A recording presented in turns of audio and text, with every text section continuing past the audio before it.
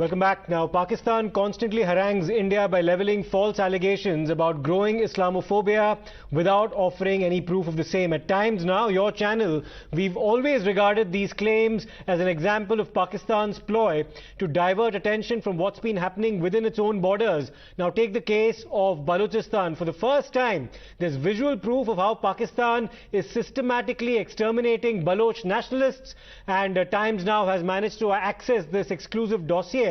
Indeed, these pictures confirm that it's not just Sikhs or Hindus, but also people from Balochistan who are endangered in Pakistan. There are 29 pages of blood-chilling images, statistics, which is going to show the extent of the genocide. And this is one of the world's largest genocide, which is still ongoing and still being conducted against the people of Balochistan. It's impossible to put together the entire quantum of data and to put together the way that the people...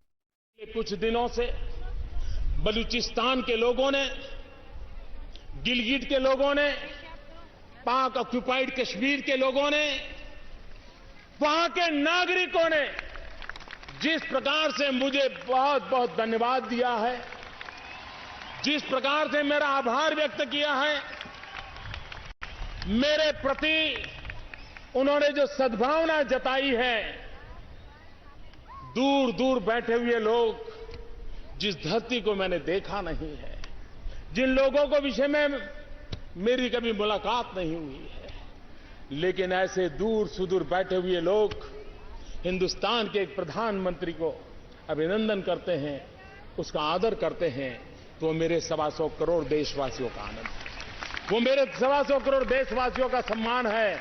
और इसलिए ये सम्मान का भाव, धन्यवाद का भाव करने वाले बलूचिस्तान के लोगों का, गिलगिट के लोगों का, पाक के कब्जे वाले कश्मीर के लोगों का मैं आज तहे दिल से आभार व्यक्त करना चाहता हूं।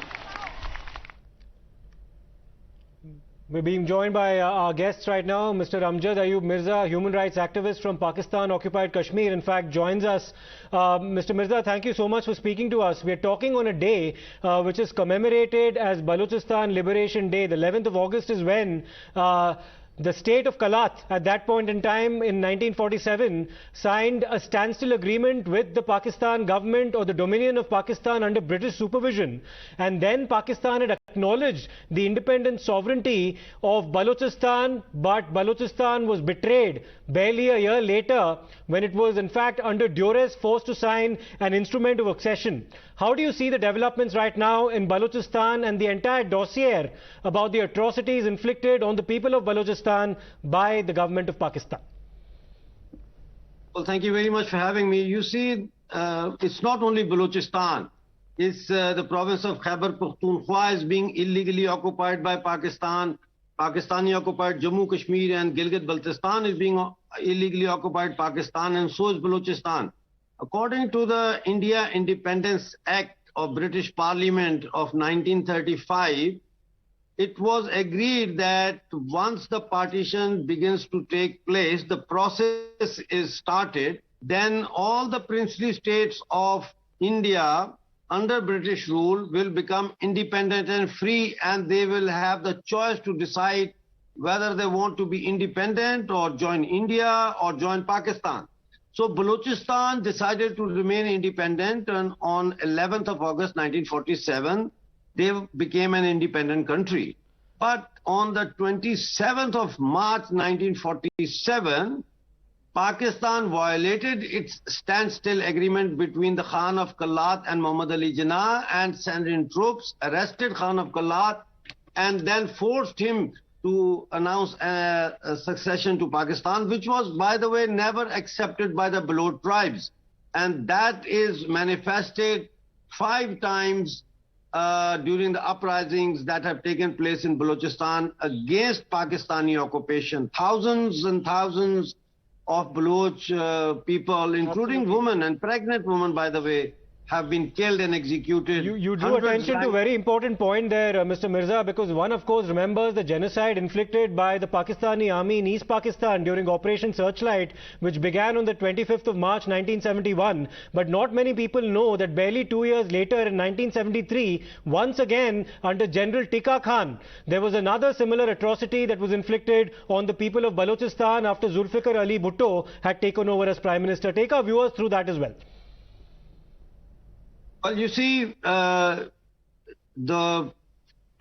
the war of independence of Bangladesh, for which India played a very important role as a liberating army, Pakistan had 90,000 plus prisoners of war held by India. They surrendered. And when the Shimla Agreement was negotiated between Indira Gandhi and Zulfikar Ali Bhutto, then these 90,000 prisoners of war came back to Pakistan. And the morale of the army was very low, and in the public domain, the army was being spitted upon because their trousers were taken off in Dhaka and they were spattered on by the Bengalis. So the image of Pakistan army had been dented in a very bad way. So then Pakistan army, government of Zulfikar Ali Bhutto then initiated occupation of Balochistan by dissolving the nationalist government of Balochistan and beginning the third military operation in Balochistan, in which many Baloch died, and eventually that Baloch uprising against Pakistan army was crushed. But now again the Baloch army, different sections of the Baloch organizations have raised their own armies and have divided Balochistan into different sections, and they are controlling Balochistan. Absolutely. Pakistan in fact, army Mr. Mirza, in fact, we're being joined right now by another guest. We have Mr. Abdul Samad Yakoob, spokesperson of the Pakistan Tehreek-e-Insaf. Mr. Yakoob, thank you so much for speaking to us. Now, Mr. Mirza, who's a human rights activist from Pakistan-occupied Kashmir, was just briefing us about the history of the suppression that the people of Balochistan have been subjected to, including the operations that were launched by General Tika Khan under Zulfikar Ali Bhutto in 1973. Today is Balochistan Liberation Day. Your response on the criticism that the state of Pakistan has been routinely subjected to over its treatment of the Baloch people. Okay, first of all, let me correct you the pronunciation of my name. It's Yakoob, not Yasub. Okay. Right. So there is a history, no doubt. I mean, I admit that there is a long history of the Balochistan, but current fact of the matter is the current situation in Balochistan. These are a handful insurgents. Those are backed by and sponsored by India, which we have multiple time given you the dossiers. And in fact, Mr. Yakoob, that is something that we rebut immediately. There's no material proof of any involvement as far as India is concerned in terms of aiding and abetting the Balochistan freedom movement. In fact, Mr. Mirza would contradict you there as well. Mr. Mirza will come to you, but complete your point, Mr. Yakoob. It would be polite if you allow me to finish first. Yes. Okay. So now these handful, India must learn the lessons, which I mean, they are repeatedly indulging in the same mistakes. Otherwise, we have to retaliate, maybe in a conventional or non-conventional way. We will strongly retaliate. I mean, we have a capability of track and trace of the footprints of the Indians. We have, I mean, I don't want to discuss that, your spy, which was caught and kept in custody, in our custody. The businessmen who you captured and against whom you lost a case at the International Court of Justice. Do not challenge the territorial integrity. Do not even dare to challenge the territorial integrity of Pakistan. We know how to keep this territorial integrity intact. Even your territorial integrity is on stake. I mean, it is a fragile So you should not. Well, if there's one country that violated our territorial integrity repeatedly, sir, it's unfortunately Pakistan. But I'll let Mr. Mirza rebut some of the claims that you made. The question was intended, Mr. Yakoob, to in fact have you introspect and talk to us about why there is so much dissension among the people of Balochistan against the Pakistani state. You ended up diverting the issue about India. Let me in fact get a response here from Mr. Mirza to Mr. Yakoob. Yes, Mr. Mirza. Well, you see, this is a grave insult to the Balochian freedom fighters and the Baloch independence movement when Mr. Yakoob calls them Indian agents. I mean, why? How come, first of all, it's not a small group. There are at least 5 groups, armed groups that are armies, like they have proper formations, like battalions and companies and brigades, like Majid Brigade of BLA, who are fighting against the Pakistan army. They recently just shot down the corps commander of Quetta while he was traveling in his helicopter. So this is a war situation. The first thing is Mr. Yakoob is actually a manifestation of the mindset of the Pakistani state, who is in a denial mode, and they are denying the very fact that Balochistan has a very vast mass-based insurgency.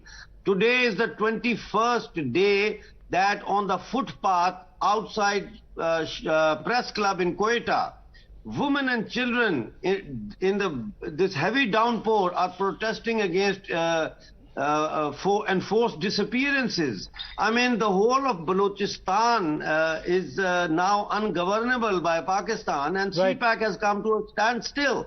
Why does Pakistan and Mr. Yakoob do not broaden their vision and accept the fact that it is not Mr. an Mirza Indian and Mr. Yakoob, thank you very much for your participation on this. It's time for introspection on Pakistan, on the part of Pakistan over what's been happening in Balochistan. We thank our guests. We'll slip into a short break. We'll come back with more on the other side.